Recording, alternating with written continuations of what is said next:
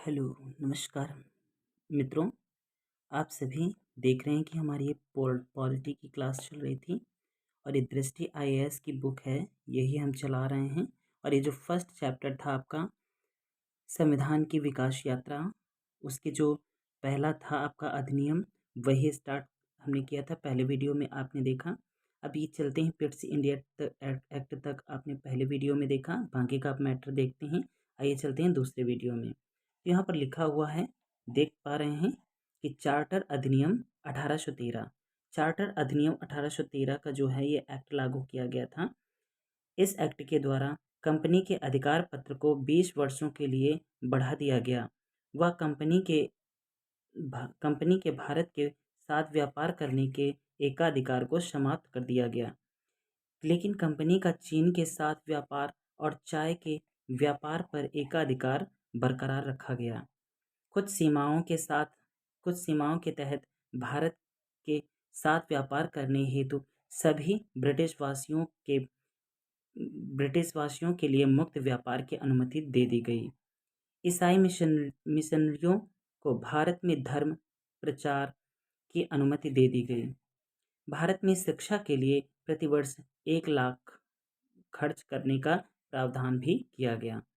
इस अधिनियम के तहत पहली बार भारत में ब्रिटिश क्षेत्र की संवैधानिक स्थिति को स्पष्ट रूप से परिभाषित किया गया था। तो ये थी आपकी कौन से एक्ट? यह आपका था चार्टर एक्ट 1813। आगे देखते हैं, अगला चार्टर एक्ट है वही 1833 वाला। तो 1833 का है चार्टर एक्ट अधिनियम, इसको देख लेते हैं। इस अधिनियम के निर्माण का प्रमुख ध्येय ब्रिटिश सरकार द्वारा 1833 में सरकार के विधि निर्माण को तथा विधि निर्माण संबंधी कार्यों को स्पष्ट करना था। इसके तहत प्रमुख परिवर्तन किए गए जो निम्नलिखित हैं। कौन कौन से परिवर्तन किए गए 1833 अधिनियम के तहत? चलिए देख लेते हैं। कंपनी के व्यापारिक अधिकार पूर्णतया समाप्त कर दिए गए। कंपनी का कार्य ब्रिटिश सरकार की ओर से केवल भारत पर शासन करना रह गया। बंगाल के गवर्नर जनरल को भारत का गवर्नर जनरल कहा जाने लगा तथा गवर्नर जनरल को सभी नागरिक तथा सैन्य शक्तियां भी प्रदान की गईं। भारत का प्रथम governor general Lord William Bentinck को बनाया गया। मद्रास और बम्बई के गवर्नर को विधायिका शक्ति से वंचित कर दिया गया। भारत के गवर्नर जनरल को पूरे ब्रिटिश भारत में विधि निर्माण का एकाधिकार प्रदान किया गया। इसके अंतर्गत पहले बनाए गए कानूनों को नियामक कानून कहा गया और नए कानून के तहत बने कानूनों को एक्ट या अधिनियम भी कहा गया। आगे देख लेते हैं और क्या हुआ इस एक्ट के तहत। तो अभी तक गवर्नर जनरल की कार्यकारिणी में 3 सदस्य होते थे, किंतु विधिक परामर्श हेतु गवर्नर जनरल की परिषद में विधि सदस्य के रूप में चौथे सदस्य को शामिल किया गया। गवर्नर जनरल की परिषद को राजस्व के संबंध में पूर्ण अधिकार प्रदान करते हुए गवर्नर जनरल को संपूर्ण देश के लिए एक ही बजट तैयार करने का अधिकार दिया गया। भारतीय कानूनों का वर्गीकरण किया गया। वह इस कार्य के लिए विधि आयोग का गठन किया गया। लॉर्ड मैकाले की अध्यक्षता में प्रथम विधि आयोग का गठन किया गया, अर्थात लॉर्ड मैकाले की जो अध्यक्षता थी उसी में ही प्रथम कानून का गठन किया गया। इस एक्ट के तहत सिविल सेवकों के चयन के लिए खुली प्रतियोगिता का आयोजन भी शुरू करने का प्रयास किया गया। देखिए यहाँ पर ये लॉर्ड मैकाले के शासनकाल में ही यहाँ पर जो सिविल सर्वेंट थे, अर्थात सिविल सर्वेंट जो होते हैं, उनके लिए खुली प्रतियोगिता का आयोजन भी इसी एक्ट के तहत किया गया। एक्ट आपका था 1833 का चार्टर एक्ट। चलिए नेक्स्ट एक्ट की ओर चलते हैं हम लोग। देखते हैं यहाँ पर इसी में है आपका 1833 का अधिनियम जो है, इसी में देखते हैं। इस एक्ट के द्वारा स्पष्ट कर दिया गया कि कंपनी के प्रदेशों में रहने वाले किसी भी भारतीय को केवल धर्म, जाति, वंश, रंग या जन्मस्थान के आधार पर कंपनी के किसी किसी पद से जिसके लिए वह योग्य हो वंचित नहीं किया जाएगा। हालांकि कोर्ट ऑफ डायरेक्टर्स के विरोध के कारण यह प्रावधान लागू नहीं हो सका। भारत में दास प्रथा को गैर कानूनी घोषित किया गया तथा गवर्नर जनरल को निर्देश दिया गया कि भारत में दास प्रथा को समाप्त करने के लिए आवश्यक कदम उठाए जाएं। भारत में ब्रिटिश राज के दौरान संविधान निर्माण के प्रथम संकेत इसी एक्ट के तहत ही मिलते हैं, अर्थात 1833 के चार्टर एक्ट 1833 के तहत ही यहाँ पर दास प्रथा जैसी व्यवस्थाओं का समापन किया गया। कोर्ट ऑफ डायरेक्टर्स की स्थापना की गई। सिविल सर्वेंट को जो इनको खुली प्रतियोगिता भी होने लगी और इसी में संविधान निर्माण के कुछ संकेत भी मिले। अगला देखते हैं चार्टर एक्ट है आपका चार्टर अधिनियम 1853। इसमें देखते हैं क्या है। इसका निर्माण तात्कालिक विधायिका को सशक्त बनाने के लिए तथा उसके विस्तार में सहयोग करने के लिए किया गया था। इसके प्रमुख लक्षण क्या थे। इसने पहली बार गवर्नर जनरल की परिषद 6 सदस्यीय के विधायी एवं प्रशासनिक कार्यों को अलग कर दिया। इसके तहत गवर्नर जनरल की परिषद में जब वह विधायिका के रूप में कार्यरत हो तो 6 नए सदस्यों की वृद्धि की गई, जिससे विधान परिषद में कुल सदस्य संख्या बढ़ाकर 12 हो गई। 6 सदस्यों में बंगाल के मुख्य न्यायाधीश, कलकत्ता उच्चतम न्यायालय का एक न्यायाधीश और बंगाल, मद्रास, बम्बई और आगरा प्रांत के एक एक प्रतिनिधि शामिल किए गए। इसमें कार्यकारिणी परिषद के कानून सदस्य को परिषद के रूप में सदस्य दर्जा प्रदान किया गया। संपूर्ण भारत के लिए एक पृथक विधान परिषद की स्थापना की गई और इसी परिषद ने आगे चलकर लघु संसद के रूप में रूप ग्रहण कर लिया। इसने निदेशक मंडल को सदस्यों की संख्या 24 से घटाकर 18 कर दी गई। इसके द्वारा भारतीय केंद्रीय विधान परिषद में सर्वप्रथम क्षेत्रीय प्रतिनिधित्व के सिद्धांत को प्रतिपादित किया गया। इस अधिनियम के द्वारा प्रमुख सरकारी सेवाओं में नामजदगी का सिद्धांत समाप्त कर कंपनी के संपूर्ण अर्थात महत्वपूर्ण पदों को प्रतियोगी परीक्षाओं के माध्यम से ही भरने की व्यवस्था की गई और पहली बार सिविल सेवाओं में भारतीयों को शामिल करने का प्रावधान भी किया गया। कौन से एक्ट के तहत? 1853 एक्ट के तहत। 1853 एक्ट के तहत। आगे चलते हैं। अगला एक्ट है आपका भारत शासन अधिनियम 1858। 1858 में चलते हैं। गवर्नमेंट ऑफ इंडिया एक्ट 1858 देखते हैं। 1857 की क्रांति के फलस्वरूप ब्रिटिश क्राउन ने भारत का शासन कंपनी के हाथों से ले लिया। इस अधिनियम के तहत भारत की संवैधानिक व्यवस्था में महत्वपूर्ण परिवर्तन किए गए जो निम्नलिखित हैं। चलिए देखते हैं इसमें क्या है। कोर्ट ऑफ डायरेक्टर्स तथा बोर्ड ऑफ कंट्रोल को समाप्त कर उनके अधिकार ब्रिटिश मंत्रिमंडल के एक सदस्य को सौंप दिए गए। ब्रिटिश मंत्रिमंडल के उस सदस्य को भारत राज्य सचिव अर्थात पद प्रदान किया गया। आगे देखते हैं। अगला एक्ट है आपका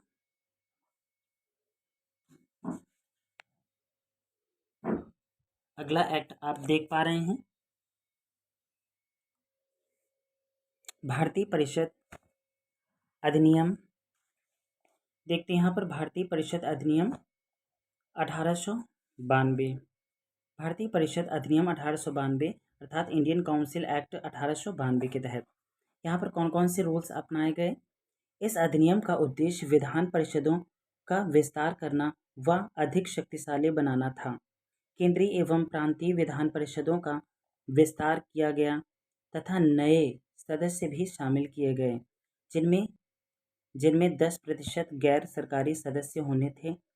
केंद्रीय एवं प्रांतीय विधान परिषदों में गैर सरकारी सदस्यों की नियुक्ति के अप्रत्यक्ष एवं सीमित चुनावी प्रावधान भी दिए किए गए। हालांकि 1892 के अधिनियम में चुनाव शब्द का प्रयोग नहीं हुआ। वायसराय को सब परिषद विधान परिषदों में वित्तीय विषयों की विवेचना, राजस्व, व्यय एवं बजट करने, प्रश्न पूछने, बहस करने का अधिकार दिया गया, परंतु ऐसे विषयों पर विषय नियम बनाने पर सपरिषद राज्य सचिव की सहमति अनिवार्य थी।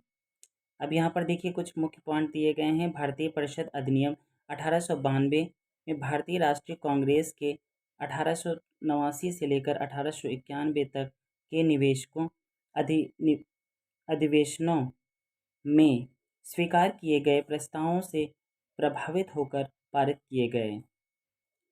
भारतीय परिषद अधिनियम, अब यहाँ पर देख रहे हैं मार्ले मिंटो सुधार अर्थात अधिनियम 1909 का अधिनियम। यहाँ पर देख रहे हैं हम इंडियन काउंसिल एक्ट जो है आपकी 1909। इस अधिनियम द्वारा परिषदों व उनके कार्य क्षेत्रों का अधिक विस्तार किया गया और उन्हें प्रातिनिधिक एवं प्रभावी बनाने के लिए उपाय किए गए। इस अधिनियम की प्रमुख विशेषताएं निम्नलिखित थीं, जैसे कि केंद्रीय विधान परिषद में सरकार सदस्यों के बहुमत की व्यवस्था रखी गई, तो प्रांतीय विधान परिषदों में गैर सरकारी सदस्यों के बहुमत की व्यवस्था की गई। सत्येंद्र प्रसाद सिन्हा वायसराय की कार्यकारिणी परिषद में नियुक्त होने वाले प्रथम भारतीय थे। ये विधि सदस्य थे सत्येंद्र प्रसाद। विधान परिषद के सदस्यों को बजट अंतिम रूप से स्वीकार करने से पूर्ण बजट पर विवाद करने तथा प्रस्ताव पारित करने का अधिकार भी दिया गया। सदस्यों को सार्वजनिक हित से संबंधित विषयों की विवेचना करने, प्रस्ताव पारित करने का अधिकार भी प्रदान किया गया।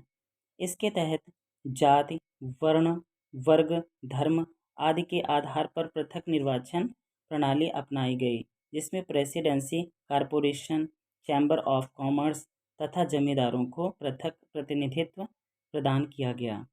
पहली बार केंद्रीय विधान परिषद हेतु मुस्लिम वर्ग के लिए भी पृथक निर्वाचन की व्यवस्था की गई थी। एक्ट था आपका लॉर्ड मिंटो भारत के वायसराय तथा जॉन मार्ले इंग्लैंड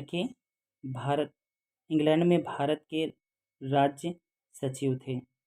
लॉर्ड मिंटो को सांप्रदायिक निर्वाचन के जनक के रूप में भी जाना जाता है। सांप्रदायिक निर्वाचन के जनक के रूप में भी लॉर्ड मिंटो को जाना जाता है।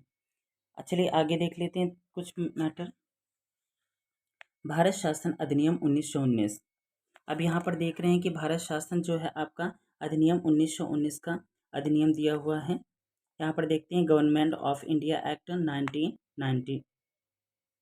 1919। यहाँ पर देखते हैं इसे मॉन्टेस्क्यू चेम्सफोर्ड सुधार के नाम से भी जाना जाता है। उल्लेखनीय है कि मॉन्टेस्क्यू भारत के राज्य सचिव व चेम्सफोर्ड भारत के वायसराय थे। प्रमुख प्रावधान। केंद्र में द्विसदनात्मक विधायिका की स्थापना की गई। प्रथम राज्य परिषद तथा दूसरी केंद्रीय विधानसभा। देश में प्रत्यक्ष निर्वाचन व्यवस्था तथा प्रांतों में द्वैत शासन प्रणाली प्रारंभ की गई। प्रांतीय विषयों को पुनः दो भागों में बांटा गया, हस्तांतरित और आरक्षित। हस्तांतरित विषय क्या था देख लेते हैं। इसमें शिक्षा, पुस्तकालय, स्थानीय स्वायत्त शासन, चिकित्सा सहायता, सार्वजनिक निर्माण विभाग, उद्योग, सार्वजनिक मनोरंजन पर नियंत्रण आदि शामिल थे। इन विषयों का संचालन गवर्नर तथा विधान परिषद के प्रति उत्तरदायी मंत्रियों की सहायता से होता था। आगे देखते हैं आरक्षित विषय क्या था। रक्षा, विदेश मामले, वित्त, भूमि, कर, अकाल सहायता, न्याय, पुलिस, पेंशन, छापाखाना, समाचार पत्र और सिंचाई, जलमार्ग, कारखाना, बिजली, गैस, श्रमिक कल्याण, औद्योगिक विवाद और मोटर गाड़ियाँ, छोटे बंदरगाह एवं सार्वजनिक सेवाएं इत्यादि आती थीं। किसमें आती थीं? आरक्षित विषय के अंतर्गत आती थीं। आरक्षित विषयों का संचालन गवर्नर और उनकी कार्यकारी परिषद के माध्यम से किया जाता था। विधान परिषद में 3 प्रकार के सदस्यों की व्यवस्था की गई। एक निर्वाचन जो इलेक्टेड थे और एक मनोनीत सरकारी जो नॉमिनेटेड गवर्नमेंट थे, और इसके बाद है आपका जो तीसरा है आपका मनोनीत गैर सरकारी अर्थात नॉमिनेटेड नॉन गवर्नमेंट भी शामिल किए गए। निर्वाचित सदस्यों की संख्या लगभग 71%, मनोनीत सरकारी सदस्यों की संख्या लगभग 18% तथा मनोनीत गैर सरकारी सदस्यों की संख्या 11% रखी गई। सीमित मताधिकार तथा सांप्रदायिक निर्वाचन मंडल की व्यवस्था की गई। इसके तहत लोक सेवा आयोग का गठन भी किया गया। निर्वाचक क्षेत्रों को 2 भागों में विभाजित किया गया, सामान्य तथा विशिष्ट। सामान्य वर्ग में हिंदू, मुस्लिम, ईसाई, आंग्ल भारतीय, सिख आदि आते थे, जबकि विशिष्ट वर्ग में भूस्वामियों, विश्वविद्यालयों, व्यापार मंडलों आदि का प्रतिनिधित्व निर्धारित किया गया। इसमें सांप्रदायिक आधार पर सिखों, ईसाइयों और आंग्ल भारतीयों तथा व्यापारियों के लिए भी पृथक निर्वाचन के सिद्धांत को विस्तारित किया गया है।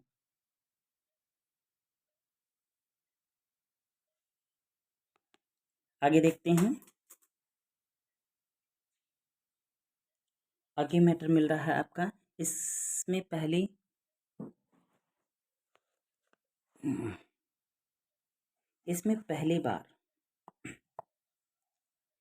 पहली बार केंद्रीय बजट को राज्य बजट से अलग कर दिया गया। इसके अंतर्गत एक वैधानिक आयोग का भी गठन किया गया, जिसे 10 वर्ष बाद जांच करने के पश्चात अपनी रिपोर्ट प्रस्तुत करनी थी। केंद्रीय मंत्रिमंडल को केंद्रीय सूची में उल्लिखित विषयों के संबंध में विधि निर्माण का अधिकार प्राप्त था, परंतु अंतिम निर्णय का अधिकार गवर्नर जनरल को ही प्राप्त था। प्रांतीय विधानमंडल को प्रांतीय विषयों के संबंध में विधि निर्माण का अधिकार प्राप्त था, परंतु ये अधिकार गवर्नरों के अधिकारों के कारण अत्यधिक सीमित थे। आगे देख लेते हैं। इस अधिनियम द्वारा पहले बार भारत में महिलाओं को मत देने का अधिकार प्राप्त हुआ। प्रांतों में द्वैत शासन के जनक लियोनेल कर्टिस माने जाते हैं, अर्थात द्वैत शासन प्रणाली लियोनेल कर्टिस ने रखी थी। यह अधिनियम भारतीयों को आकांक्षाओं की पूर्ति करने में असफल रहा। यह वास्तव में भारत के आर्थिक शोषण करने और उसे लंबे समय तक गुलाम बनाए रखने के उद्देश्य से लाया गया था। साइमन कमीशन देखते हैं। यहाँ पर साइमन कमीशन है। सर जॉन साइमन के नेतृत्व में 7 सदस्यीय आयोग का गठन किया गया 1919 के एक्ट के तहत। इसमें सुधारों की समीक्षा के लिए किया गया था। इस आयोग में सभी सदस्यों के जो अंग्रेज होने के कारण भारतीयों द्वारा विरोध किया गया। इसी संदर्भ में साइमन गो बैक का नारा भी प्रचलित है। 1927 में गठित 1938 में रिपोर्ट सौंपी गई। कुछ स्रोतों में यह भी पढ़ने को मिलता है कि सुधार की लगातार मांग और असहयोग आंदोलन से उत्पन्न स्थिति के कारण ब्रिटिश सरकार द्वारा 1928 में एक कानूनी आयोग अर्थात साइमन कमीशन आयोग नियुक्त किया गया, जिससे 1930 में अपनी रिपोर्ट सौंपी गई।